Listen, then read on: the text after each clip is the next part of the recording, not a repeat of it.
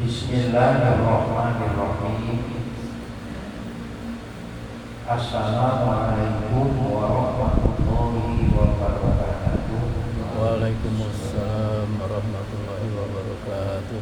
Alhamdulillahirabbil alamin.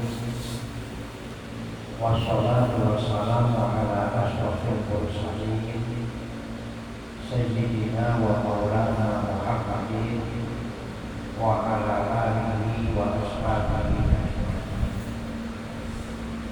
Rabbi shrah li sadri wa yassir li amri wahlul 'uqdatam min lisani yafqahu qawli. Rabbi a'udzu bika min hamazatis syayatin wa a'udzu bika rabbi an yahdurun. Wa qala rajul fa inna la taqmal absar walakin taqmal qulubul lati fi sudur. Wa qala Nabi sallallahu alaihi wasallam idza arada Allahu bi 'abdin khairan faqahahu fi din wa zadahu fi dunya wa basyarahu qulubahu. Rawahu al-Baihaqi an-Anas. Jamaah salat subuh Masjid Al-Tayyib yang sama-sama dimuliakan oleh Allah Subhanahu wa taala. Pertama, kita bersyukur kepada Allah Subhanahu wa taala dan dengan pertolongannya dan hidayahnya kita dapat melaksanakan kewajiban kita yang ibadah salat subuh, dan alhamdulillah kita dapat melaksanakannya berjamaah.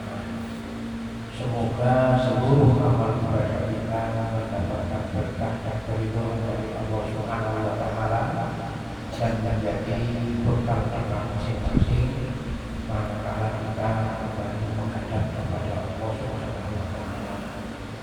Sudah sering sama-sama kita dengarkan dari guru-guru kita bahwa kesempatan yang sangat terbatas di dunia ini menentukan tentang kehidupan kita yang hakiki sesudah kita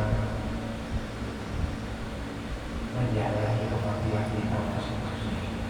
Maka oleh karenanya beruntunglah bagi siapa saja yang mendapatkan hidayah dari Allah sehingga menggunakan kesempatan yang sangat sedikit ini untuk mempersiapkan bekal masing-masing. Oleh karenanya agar di dalam kita beribadah memberi manfaat kepada kita, bernilai di sisi Allah Subhanahu wa taala, mari kita jaga, kita tata dengan niat yang ikhlas semata-mata karena Allah Subhanahu wa taala. Niat kita beribadah kalau ini itikaf di masjid yang kita jaga ini semata-mata karena Allah Subhanahu wa taala.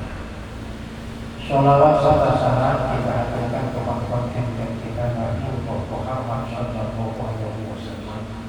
Semoga kita semua dipilih menjadi umatnya dan kelak kita semuanya adalah hamba-hamba Allah yang kelak mendapatkan syafaat dari baginda Nabi kita Muhammad Sallallahu Alaihi Wasallam.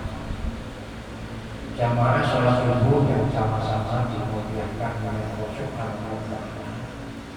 Saya kembali mengingatkan khususnya untuk diri saya, umumnya untuk jamaah semuanya, satu hadis yang beberapa bulan yang lalu sudah saya sampaikan di waktu subuh juga. Hadis itu hadis yang tadi saya baca dalam Al-Qur'an, hadis yang diriwayatkan oleh Imam Baihaqi,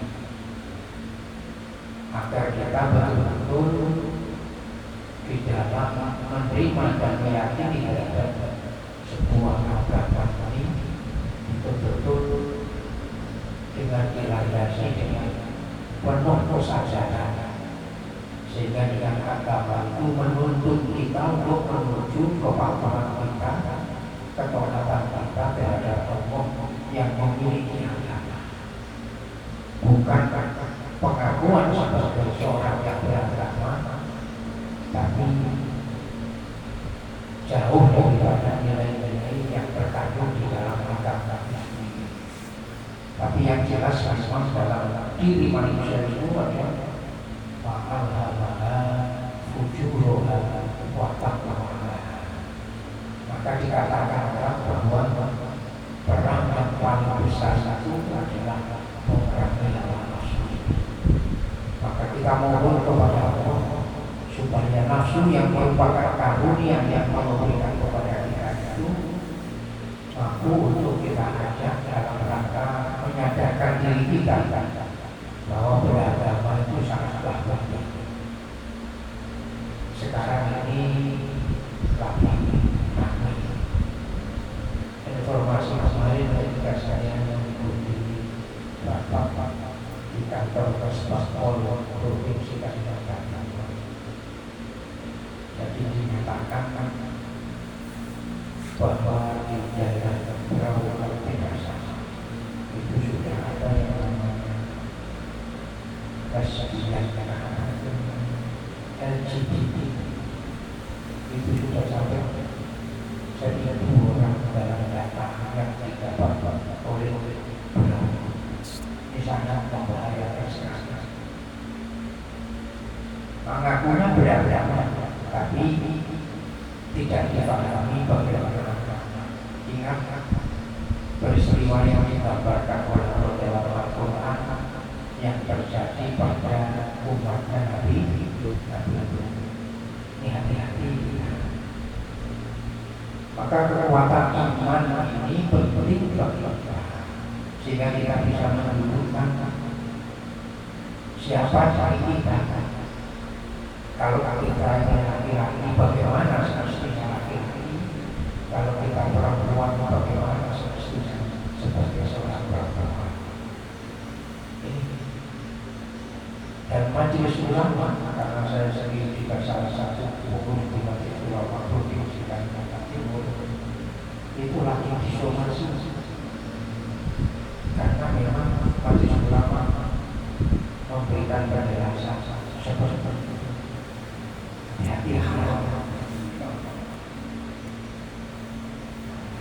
Peristiwa seperti di Sulawesi beberapa waktu yang lalu juga gara-gara di antaranya masalah LGBT. Terus yang informasi beberapa tidak bohong seperti terjadi beberapa waktu yang lalu di negara Filipina, bukan karena LGBT. Karena itu sudah menjadi perhatian bagi kita. Mari kita jaga diri kita masing-masing. Maka ingin saya mengajak kepada kita semua, khususnya saya sendiri, memahami hadis yang pendek tapi sangat menyentuh dalam diri kita, agar kita memperoleh keselamatan hidup di dunia dan keselamatan hidup di akhirat. Bukan sekedar cuma keselamatan hidup yang sifatnya sementara, sedangkan hidup di akhir menjadi beban kita. Kenapa? Karena kehidupan kita di dunia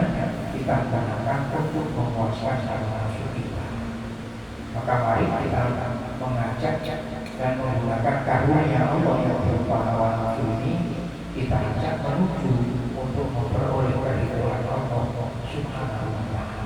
Ini penting bagi perhatian kita. Hadis itu berbunyi, saya ulang, idza aradallahu bi 'abdin khairan, apabila Allah menghendaki akan kebaikan dengan hamba-Nya.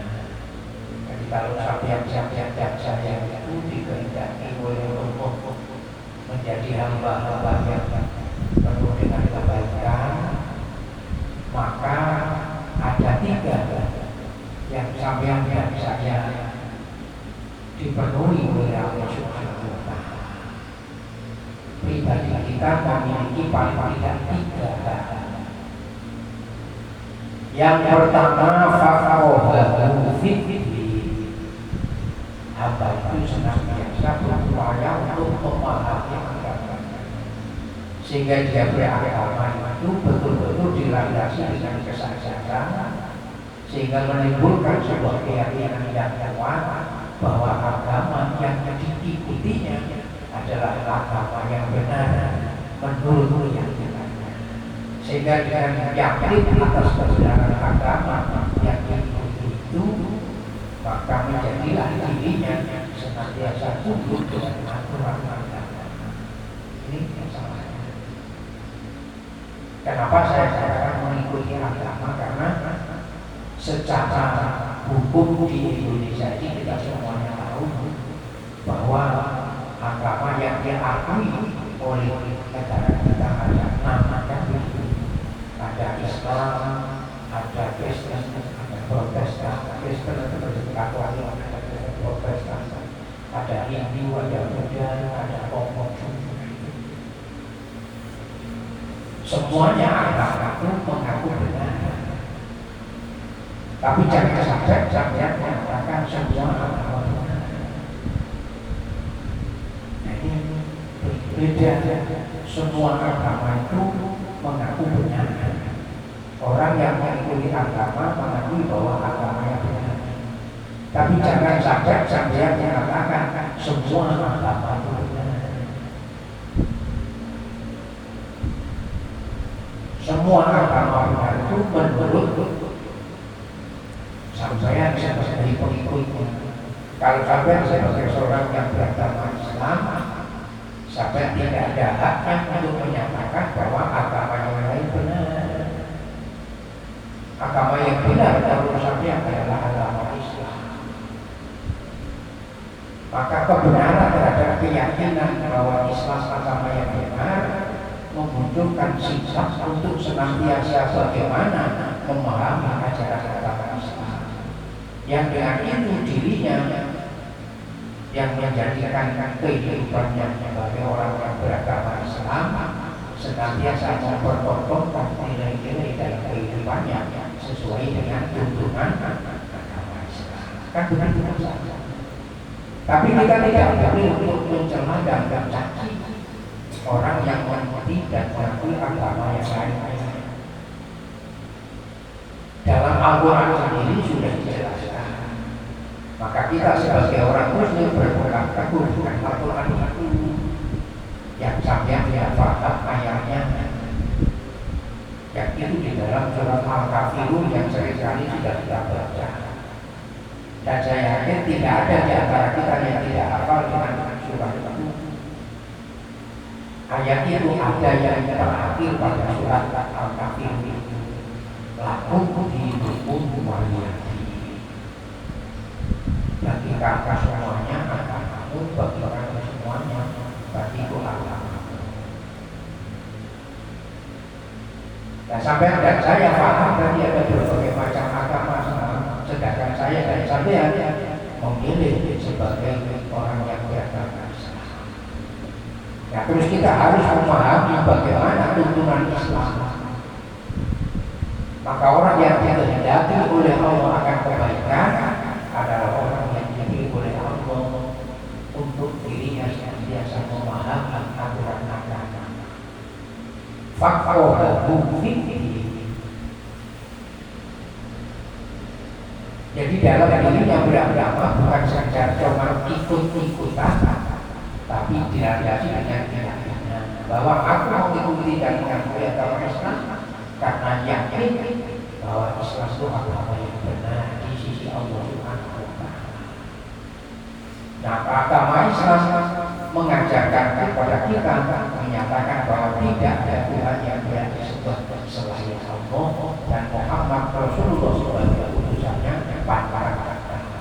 yang tercermin dalam satu kalimat yang biasa kita ucapkan dengan syahadat asyhadu an la ilaha illallah wa asyhadu anna Muhammadan Rasulullah.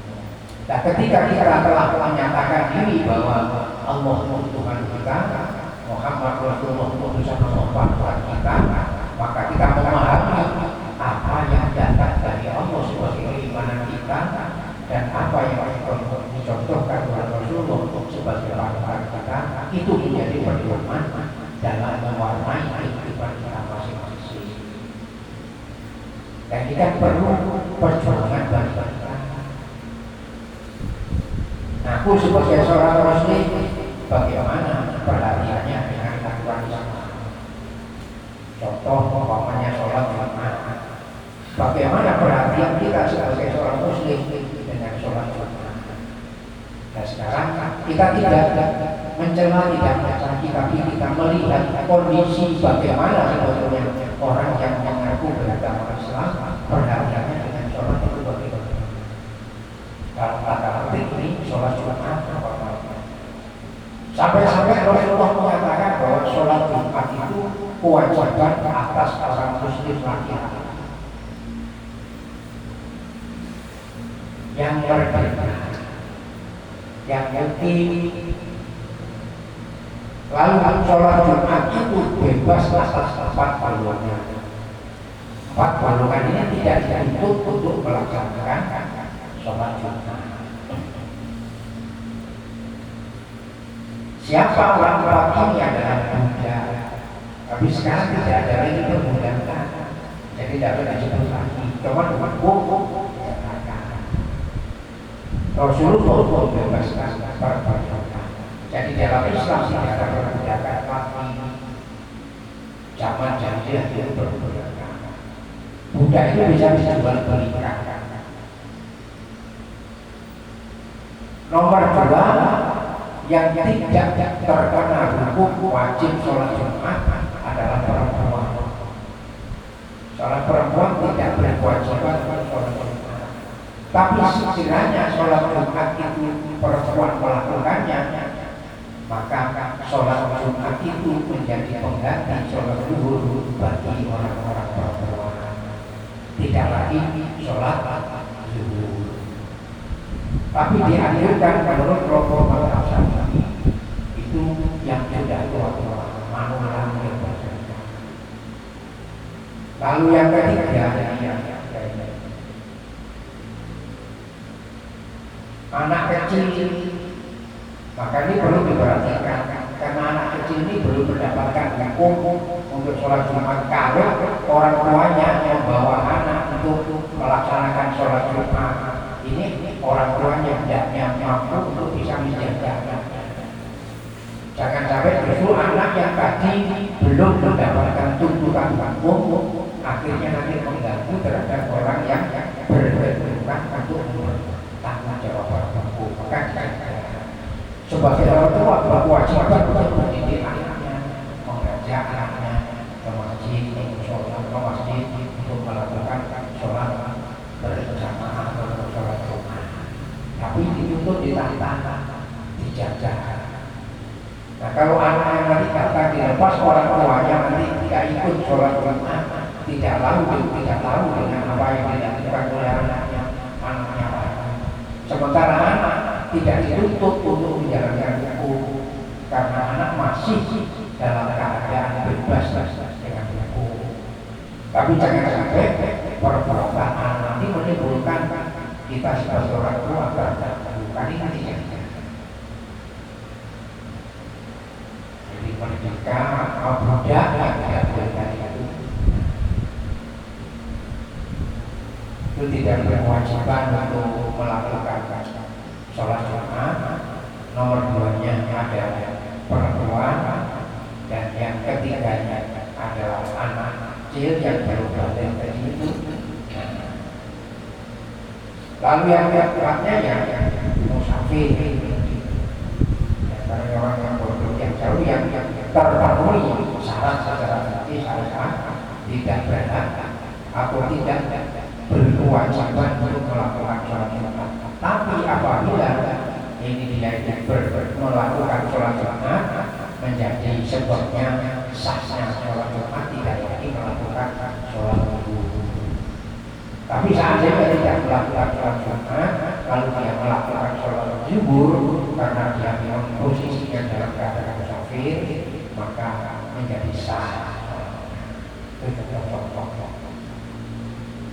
Faqahahu fiddin. Nah, sekarang kita lihat bagaimana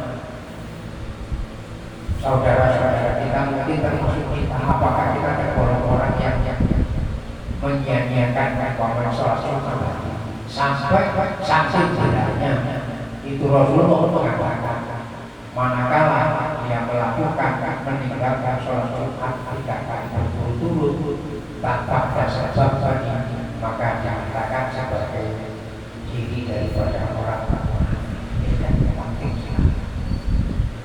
Lalu yang nomor 2, orang yang mendapatkan kebaikan dari Allah Subhanahu wa Ta'ala manakala Allah menghendaki terhadap hambanya memperoleh kebaikan, maka yang kedua adalah wazahadahu fid dunia. Sadar bahwa karena kehidupan dunia itu adalah bersifat perjuangan sementara dan seluruh perbuatannya itu menjadi tanggung jawabnya di hadapan Allah Subhanahu wa Ta'ala, maka orang yang memperoleh dikehendaki oleh Allah kebaikan itu dia harus hati-hati di dalam menjalankan kehidupan yang berhati-hati terhadap urusan dunia. Maka saya masing-masing apa yang telah disampaikan dengan kita yang sudah saya sampaikan beberapa waktu yang lalu. Al-Quran surat Al-Baqarah ayat yang ke-281. Wattaqu yawman turja'una fihi ila Allah tsumma tuwaffa kullu nafsin ma kasabat wa hum la yuzlamun. Allah menegaskan Allah tidak berbuat zalim kepada kita. Allah tidak menzalimi kepada kita. Allah Maha Esa. Yang menzalimi diri kita adalah diri kita sendiri, karena kita tidak mampu untuk mengajak diri kita bersyukur terhadap Allah yang menciptakan kita. Nah, orang-orang berada di dalam keinginan untuk memperoleh kebaikan dari Allah tadi, maka di dalam menjalani kehidupan yang dunia senantiasa menjaga dan berhati-hati. Wazahadahu fid dunya. Sehingga dengan itu dia berpikir untuk senantiasa bagaimana untuk bisa menjaga dirinya dari hal-hal yang menimbulkan Allah murka.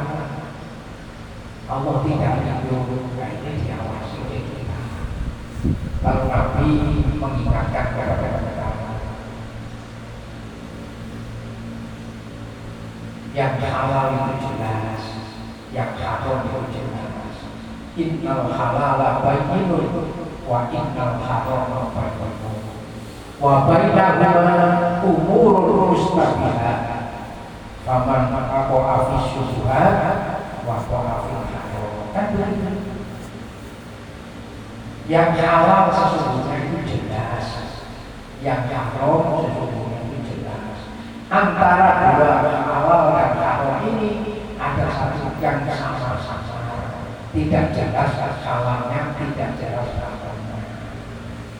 Yo kalau belum sampai tadi sampai ragu-ragu ini halal kah haram, ini halal kah haram, maka perintah agama tidak.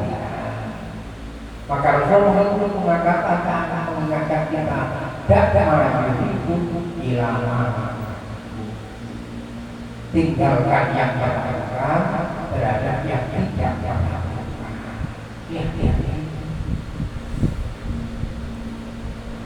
Karena yang meragukan tadi tidak jelas halalnya, tidak jelas haramnya itu Nabi memerintahkan kepada kita supaya menempatkan kepada barang yang haram. Ini kehati-hatian kita diajarkan oleh Rasulullah. Karena hal yang haram itu akan menimbulkan kehidupan yang penuh dengan kemurkaan. Maka kita jaga senantiasa memohon kepada Allah Subhanahu wa Ta'ala agar kita diberikan kekuatan untuk bisa memilah dan memilih. Maka kalau kita diajak doa yang sampai tidak hafal semuanya itu Allahumma arina al-haqqa sampai seterusnya. Tidak akan cara bisa untuk meraih kebenaran dalam yang salah kalau kita tidak mendapatkan hidayah, dapat pertolongan. Maka di sini disebutkan wajah adamu fit urusan dunia hati-hati, menjaga lisannya hati-hati. Bagaimana lisan itu jangan sampai justru akibat lisan maka kita menjadi rusak. Sampai kami kita mengingatkan kepada kita itu ul khairun awliyamu, berbicara yang baik. Kalau tidak bisa bicara yang baik, lebih baik ya. Dia karena rasa takut untuk berbuat ucapan yang tidak baik adalah imannya. Tapi mengingatkan kepada saudaranya agar tidak melakukan perbuatan kebaikan itu tugas kita. Sehingga Nabi mengingatkan dan beritahu kepada kita kalau kita melihat kemungkaran maka kita diperintahkan oleh Nabi untuk mencegah kekelahannya. Kalau kita bisa dengan kekuasaan, kita tidak kekuasaan. Kalau tidak mampu karena tidak punya kekuatan kekuasaan kita, maka akan bersama kita dengan desa kita. Kalau tidak mampu, ya kita ingatkan dengan cara kita berdoa memohon kepada Allah agar kepada kita diberikan hidayah. Hadisnya kan jelas man ra'a minkum munkaran falyughayyirhu biyadihi fa in lam yastati' fa bilisanihi fa in lam yastati' fa biqalbihi wa dzalika adhaful iman. Mendoakan kepada Allah agar saudara kita diberikan hidayah agar tidak berbuat kemaksiatan itu saja menyatakan lemah-lemahnya. Maka kita beragama jangan sampai memiliki sifat acuh. Kita berupaya berdoa memohon kepada Allah sesuai dengan kemampuan kita. Nah ini karena manusia itu memiliki tadi kejadian al-amala fujuroha wataqwa. Maka diingatkan oleh Allah. Lalu lewat Rasulullah menjelaskan keberadaanmu di dunia ini cuma sebentar. Hati-hati, ingat akan sesuatu yang pasti datang kepadamu apapun kematian. Lalu kalau sudah kematian yang tiba pada kita, apa yang sudah kita perbuat di dalam kehidupan kita untuk berkali-kali yang kita. Lalu Rasulullah memberitahu kita akhiru zikroha zikir baktir. Kita diingatkan Rasulullah berbanyak ingat akan kematian. Ingat akan kematian bukan berarti kita ingat selalu akan kematian. Kita ingat atau tidak kita ingat kematian pas-pas akan datang. Tapi yang kita ingat adalah apa yang sudah kita perbuat untuk berkata apabila kita hidup sesuai kematian kita, yang dimana dalam kehidupan itu tidak ada lagi tempat untuk ikhtiar. Sementara ikhtiar itu kewajiban kita ketika kita berada di alam dunia yang fana. Ketika kita nanti akan dipertontonkan oleh Allah Subhanahu wa Ta'ala. Maka perintah Allah itu kalau kita sudah melakukan yang satu, segera untuk melakukan yang lainnya. Untuk memperoleh keridhaan Allah Subhanahu wa Ta'ala. Alhamdulillah. Wa zahadahu fid dunya. Harta yang ada pada diri kita masing-masing yang dititipkan oleh Allah selalu kita koleksi. Ini dari yang halal. Karena semuanya nanti akan menjadi tanggung jawab kita. Wa amalihi min aina kasabahu wa fiman. Ini memperbanyak akhirnya setelah merasakan, memahami, mengenal diri kita, harta-harta. Lalu sebelum kita mohon ampun kepada Allah, bertobat. Waktunya masih diberikan oleh Allah Subhanahu wa Ta'ala untuk kita bertobat. Dan ini yang pada akhirnya menguntungkan kita, karena tobat kita ini masih diberikan kesempatan oleh Allah seluas-luasnya, malah yurgi belum sampai nafas kita nanti kita bertobat. Nah ini tinggal kita berupaya untuk memanfaatkannya. Ini kembali semuanya kepada kesadaran kita. Maka Rasulullah ketika mengajak umatnya menuju ke arah ridhonya Allah, tidak ada paksaan, tidak ada kekerasan. Berdasarkan Al-Quran, ud'u ila sabili rabbika bil hikmah wal mau'izatil hasanah wajadilhum billati hiya ahsan. Itulah jiwa Rasulullah. Nah ini mari kita paham bersama. Nomor 3-nya wabasyarahu qulubahu. Sudah sedikit saya sebutkan, penting untuk kita senantiasa memperhatikan kekurangan kita masing-masing. Mumpung masih diberikan kesempatan, mari sama-sama kita manfaatkan kesempatan untuk kita koreksi. Lalu Allah saking sayangnya dengan kita sebagai hambanya, supaya saya dan saya memperoleh keselamatan hidup baik di dunia maupun akhirat, sampai yang dipanggil oleh Allah yang mengaku beriman kepadanya, yang sudah sering-kali kita dengar surat Al-Hasr ayat 18 itu.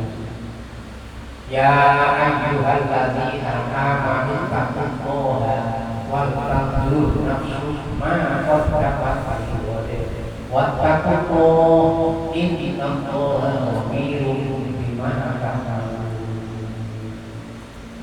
Allah itu Maha melihat, Maha mengetahui tentang segala perbuatan kita. Dan kita mengetahui tentang diri kita, kita tidak mengetahui orang lain. Maka yang perlu untuk dikoreksi adalah diri kita sendiri, bukan mengoreksi orang lain. Dan dikoreksi dalam rangka untuk memperbaiki dirinya sendiri. Karena dirinya menyadari akan kezaliman yang ada pada dirinya. Dan mudah-mudahan Allah memberikan karunia dan hidayah kepada kita semuanya, sehingga kita semuanya diberi oleh Allah pemahaman dalam agama, sehingga kita menjadi hamba yang hati-hati dalam kehidupan kita sehari-hari, dan selalu untuk mengadakan muhasabah terhadap dirinya dalam rangka untuk berupaya dan mewujudkan pribadi yang lebih baik, sehingga Allah ridho dengan kita dan kelak kita semuanya mudah-mudahan tidak dimatikan oleh Allah kecuali mati dalam keadaan husnul khotimah. Amin. Al-Fatihah.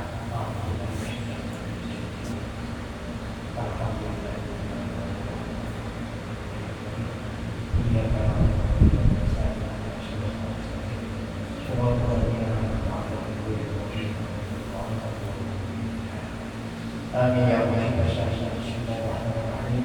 Allahumma shalli ala Muhammad wa ala ali Muhammad.